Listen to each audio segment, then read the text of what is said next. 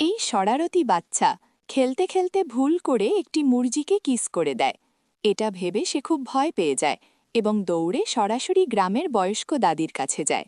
সে তোতলাতে তোতলাতে জিজ্ঞাসা করে, দাদি, যদি কাউকে কিস করা হয় তবে কি তার বাচ্চা হয়?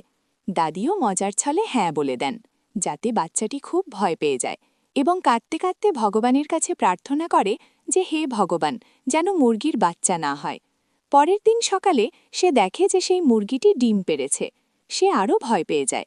সে তার বন্ধুর বাড়িতে দৌড়ে যায় এবং বলে, আমি একটি মুরগিকে কিস করেছিলাম। এটা শুনে তার বন্ধু অবাক হয়ে যায় এবং তাকে পরামর্শ দেয়, তোমাকে এখন এই ডিমটিকে পালতে হবে। এরপর বাচ্চাটি ভয় পেতে পেতে ডিমটি তুলে নিজের ঘরের একটি ঝুড়িতে রেখে দেয়।